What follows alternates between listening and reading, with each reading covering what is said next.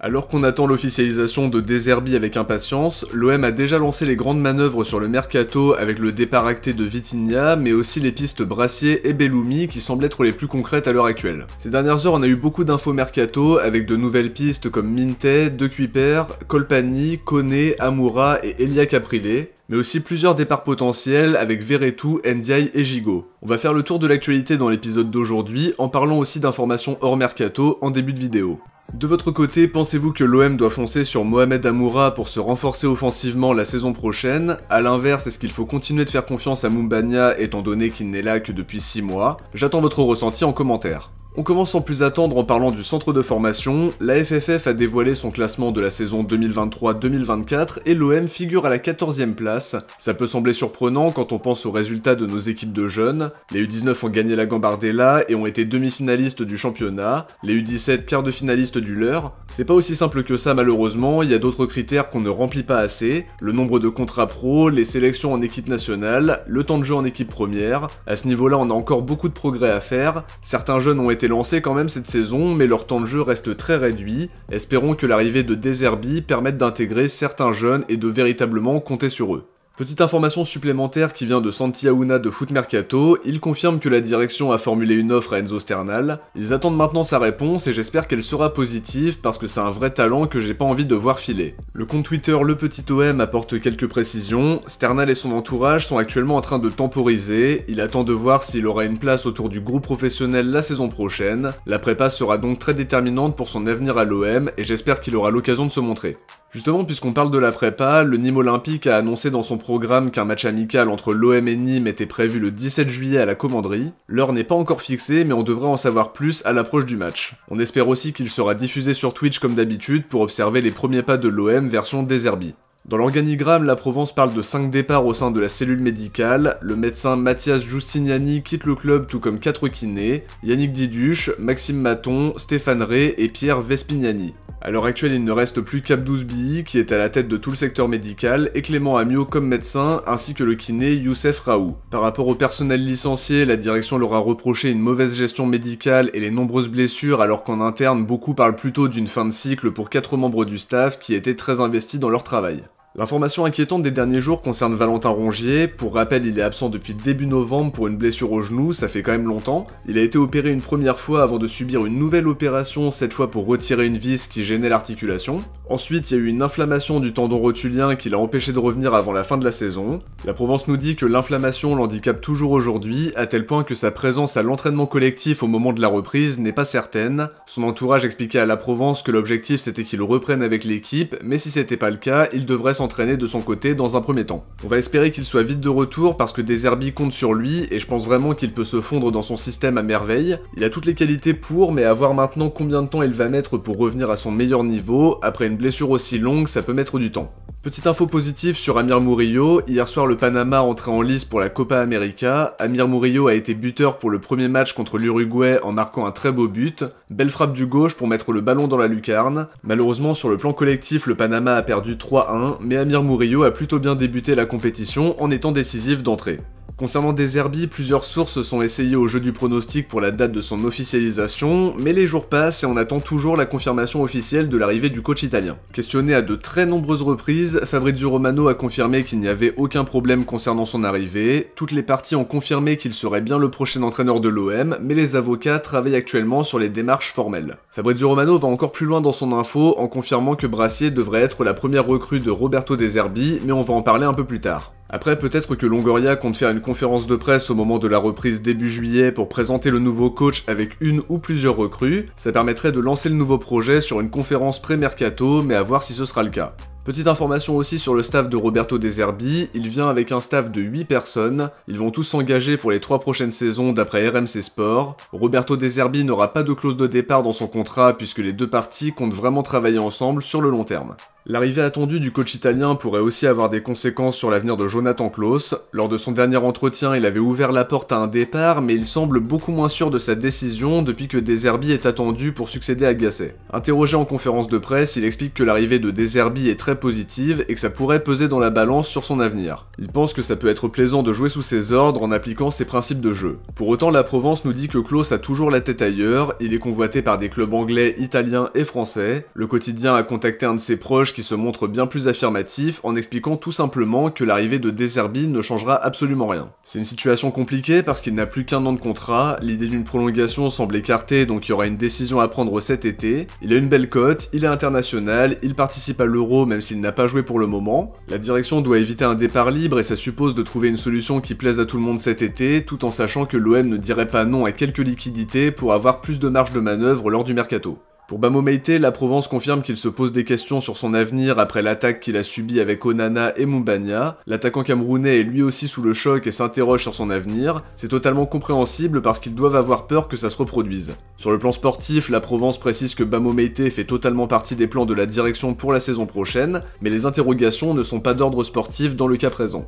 Petite info sur le centre de formation, l'UNFP a dévoilé le groupe retenu pour le stage estival, une équipe composée comme d'habitude de joueurs sans contrat dans laquelle on retrouve des joueurs comme Florentin Pogba, Vincent Cosiello, Nicolas Benezet ou encore Jeando Fuchs que je trouvais intéressant à Sochaux. La petite surprise c'est de voir le nom de Lataen Dabrou, l'attaquant de 20 ans a signé son premier contrat pro à l'OM l'été dernier, sa saison n'a pas été très prolifique avec 4 buts en N3 en n'étant pas systématiquement titulaire. Il était sous contrat jusqu'en juin 2027 mais sa présence dans la liste nous fait comprendre que l'OM l'a libéré de son contrat à 2 ans du terme.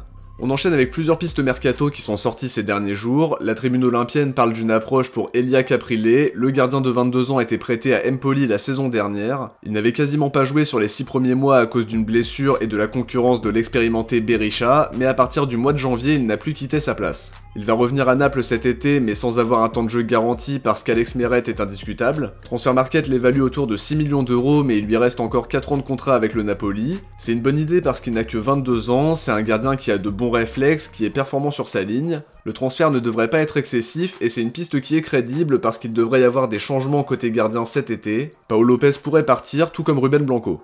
Au milieu de terrain, le journaliste italien Matteo Moretto parle d'un intérêt pour Ismaël Koné. Le milieu canadien de 22 ans joue actuellement à Watford en Championship. Il a encore 3 ans de contrat et Transfermarkt l'évalue autour d'11 millions d'euros. La saison dernière, il a joué 46 matchs pour 4 buts et 3 passes D en évoluant comme milieu relayeur ou milieu offensif. Sur le profil, c'est un milieu moderne qui sait se projeter, faire la passe qui fait la différence, bon physiquement et très intéressant techniquement. Ça peut être une bonne pioche, mais tout dépendra des départs au milieu de terrain.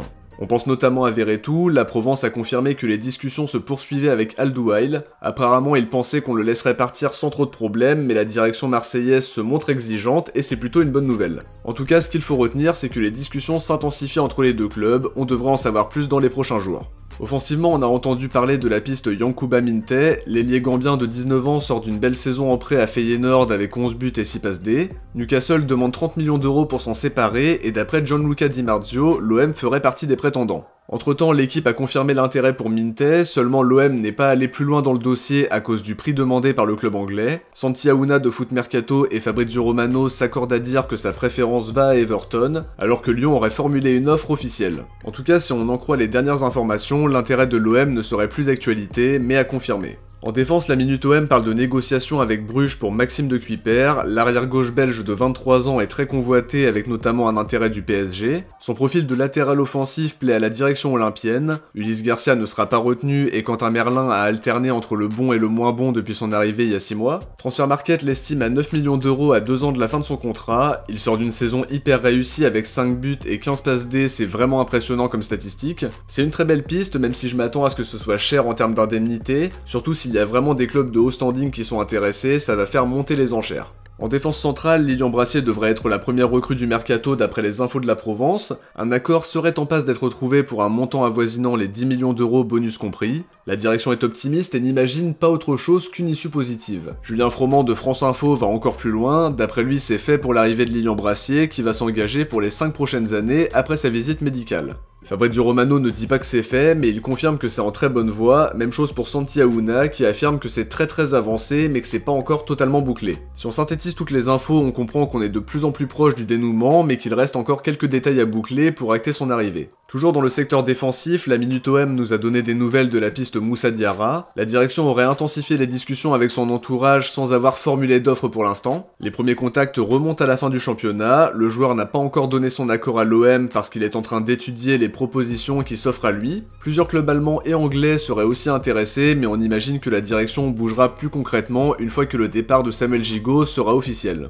Gianluca Di Marzio évoque aussi une nouvelle piste, celle qui mène à Andrea Colpani, milieu offensif de 25 ans qui joue à Monza. L'OM serait très intéressé, il sort d'une saison à 8 buts et 4 passes D en Serie A. Transfermarkt l'estime à 18 millions d'euros, mais Monza aura la main dans le dossier parce qu'il va falloir racheter ses 4 dernières années de contrat, donc ça aura un prix. Sur le profil, je suis pas vraiment surpris, à mon avis on va beaucoup s'intéresser au marché italien avec le quatuor De Zerbi, Longoria, Benassia, Rossi. C'est un joueur qui s'intégrerait bien dans le jeu de De Zerbi en étant capable de bien combiner, d'être à la finition, à la dernière passe et aussi d'avoir de belles qualités techniques. La Minute OM parle aussi d'un intérêt pour Mohamed Amoura, d'où ma question en début de vidéo. C'est une piste qui était déjà sortie lors du mercato d'hiver quand Vitinha était annoncé sur le départ et que Moumbagna n'était pas encore arrivé. La piste est toujours d'actualité même si elle est compliquée, il est très convoité et l'Union Saint-Gilloise ne va pas le brader. Il a mis 23 buts et délivré 8 passes D, il a encore 3 ans de contrat en Belgique donc ils peuvent se montrer exigeants. Il est estimé à 16 millions d'euros par Transfermarkt, personnellement je trouve que c'est un très bon attaquant, il sort de la meilleure saison de sa carrière et je pense vraiment qu'il pourrait faire de très belles choses ici.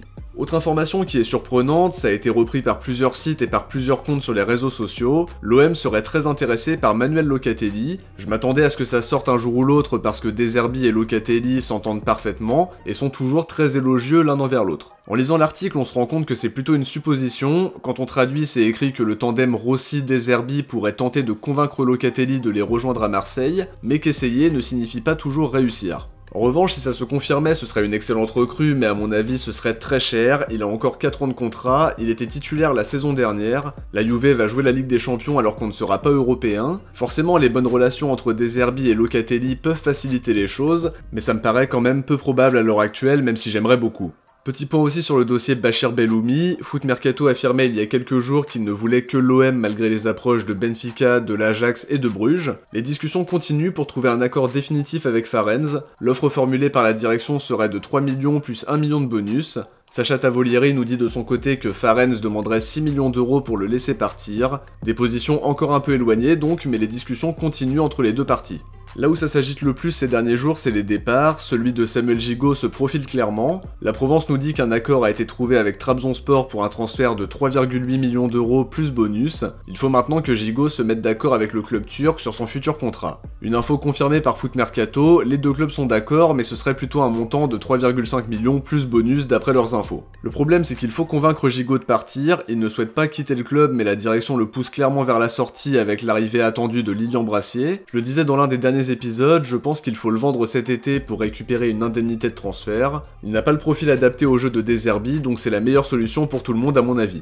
Le départ d'Iliman Ndiaye se précise également, Foot Mercato affirme lundi après-midi qu'un accord est très proche d'être trouvé entre l'OM et Everton. Il reste encore quelques détails pour boucler l'opération, mais Iliman Ndiaye devrait retrouver l'Angleterre un an seulement après son départ. Santi Aouna de Foot Mercato confirme qu'il a donné son accord pour signer à Everton. Abdallah Boulma ajoute que l'OM ne serait pas loin de récupérer sa mise de l'été dernier, une information que la Provence confirme aussi. L'OM négocie actuellement le prix mais ne laissera pas partir Ndiaye en dessous du prix d'achat. De son côté, la Minute OM croit savoir que le montant sera légèrement supérieur aux 17 millions déboursés l'été dernier, mais à confirmer. En tout cas, le départ d'Iliman Ndiaye semble imminent. C'est vraiment dommage parce que c'est un joueur qui a beaucoup de talent, on l'a vu à Sheffield et avec la sélection du Sénégal à ses débuts. Il n'a pas réussi à composer avec la pression marseillaise, il ne jouait pas libéré et j'ai la sensation qu'on n'a jamais vu le vrai Iliman Ndiaye, celui qui fait des différences et qui joue avec insouciance. Parfois le foot c'est juste une question de contexte, je suis persuadé qu'il peut faire une belle carrière en explosant ailleurs. J'aurais vraiment aimé le voir réussir à Marseille, l'histoire aurait été belle mais malheureusement la saison a été chaotique avec 3 coachs différents et des prestations mitigé de sa part également. Si on s'y retrouve financièrement, ce sera déjà ça. Malgré tout, je reste sur ma faim. J'aurais aimé le voir une saison supplémentaire, mais Roberto De Zerbi joue en 4-2-3-1.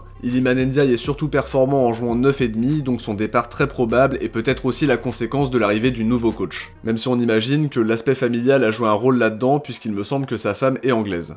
De mon côté, j'arrive à la fin de cet épisode qui a été plus long que d'habitude, j'espère que ça vous a plu, et comme d'habitude, si c'est le cas, n'hésitez pas à laisser un like avant de partir pour aider la chaîne et permettre à la vidéo d'être mieux référencée. Je vous invite aussi à vous abonner avec la cloche des notifs pour ne rien louper de l'actualité de l'OM. Si vous avez regardé la vidéo jusqu'au bout, écrivez NDI dans les commentaires. De mon côté, je vous dis à très vite pour une prochaine vidéo. D'ici là, je vous invite à aller voir le dernier épisode de Que sont-ils devenus qui est sorti dimanche après-midi. Le lien sera en description, en commentaire épinglé, mais aussi sur l'écran de fin de vidéo dans quelques instants. Ciao, portez-vous bien et surtout allez l'OM.